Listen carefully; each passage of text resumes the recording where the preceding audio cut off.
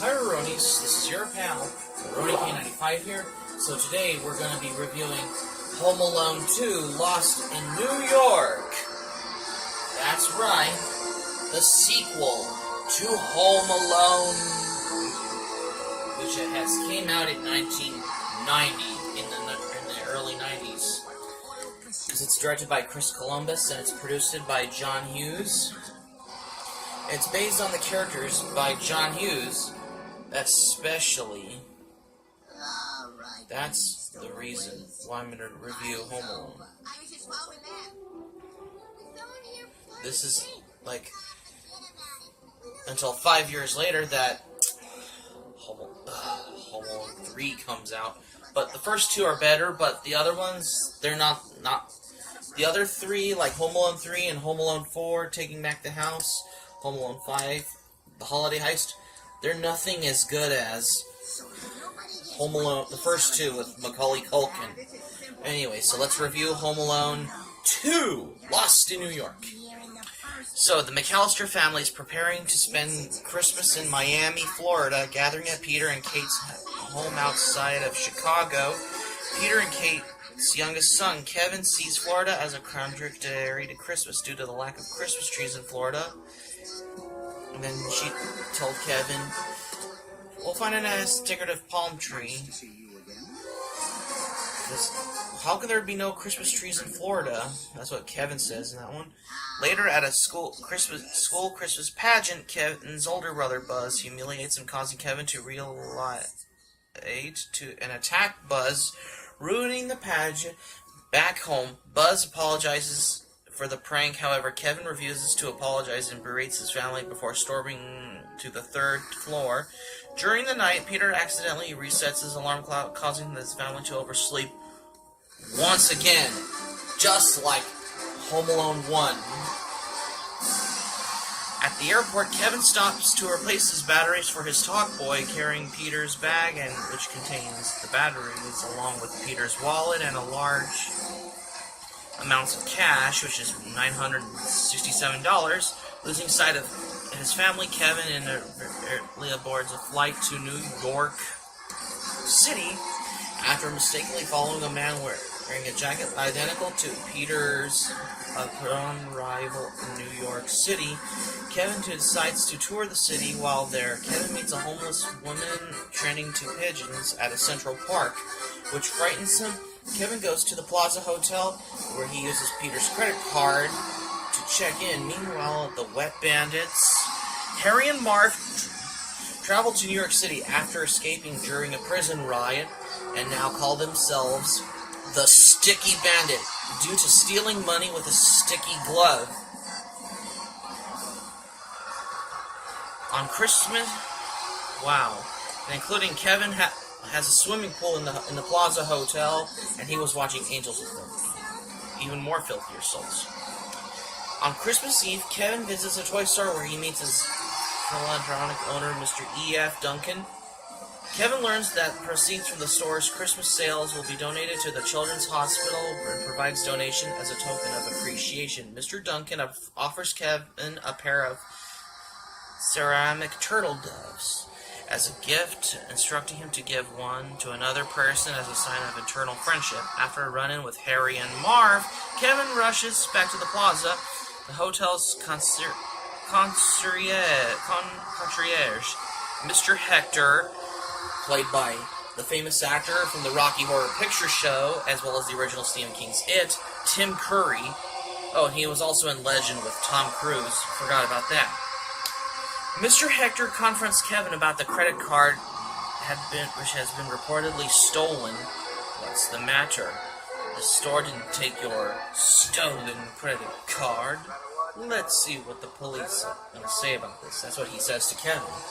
Kevin flees the hotel after evading Mr. Hector, but he is eventually caught by Harry and Marv. They were bragged about their plan to break into the toy store by midnight. At midnight, just before Kevin manages to escape.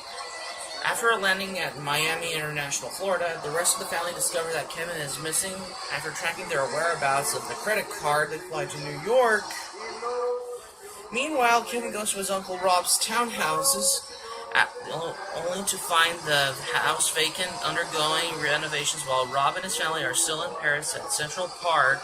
He encounters and befriends the Pigeon Lady. They go to Carnegie Hall, where he hears classical music, the orchestra playing classical music, where the Pigeon Lady explains about how her life collapsed with her lover left her. Kevin encourages to trust people again. Kevin and promises to be her friend. Kevin confides in her that he misbehaved and that he doesn't deserve Christmas. She suggests to be a good deed which will make up for the bad ones. Seeing a child in the children's hospital, Kevin decides to stop Harry and Marv from robbing the toy store by throwing the stone, which is another Christmas in the Trenches. Kevin returns to the townhouse and exit with booby traps. He later arrives at the toy store during Harry and Marv's robbery, takes their picture, and breaks into the toy store's window, setting off the alarm. Kevin then lures the duo to the townhouse, where they spring the traps and suffers various injuries, while the duo pursues Kevin outside of the townhouse, and Kevin calls the police before Harry and Marv catch him and discuss they will kill him in Central Park before they can shoot him. The Pigeon Lady, as her pigeons incapacitate him. Kevin sets off the fireworks to signal the police, who arrest Harry and Marv, finding enough evidence that would ensure their incarceration for a long time. At the toy store, Mr. Duncan finds a note from Kevin explaining about the robbery.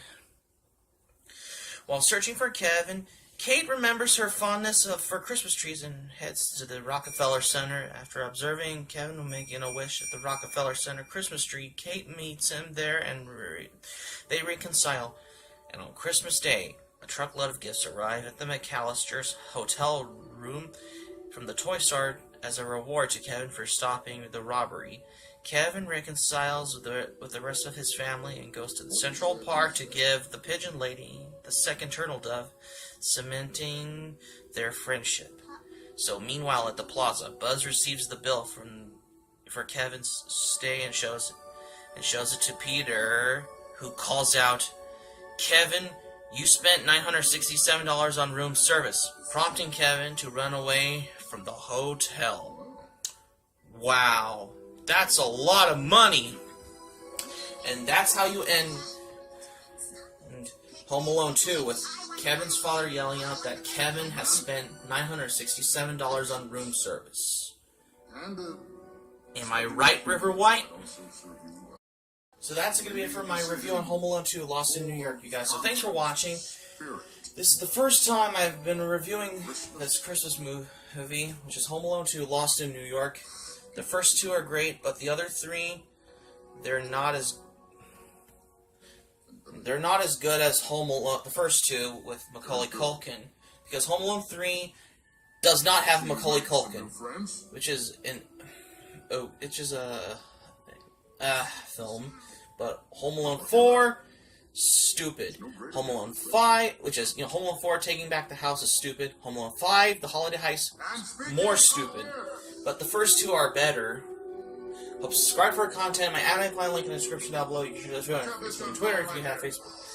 Book and Twitter on your if you have Facebook or Twitter account, click on the notifications button. Read what I upload on YouTube. Click on the subscribe button. Become a subscriber to RonnieK95.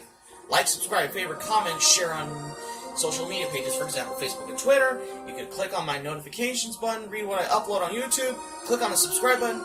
Please subscribe to RonnieK95. And that's it. So, I hope you all have a Merry Christmas, because I know that December 26th is tomorrow, which is the day after Christmas. But I did a double feature review on the Home Alone movies this time.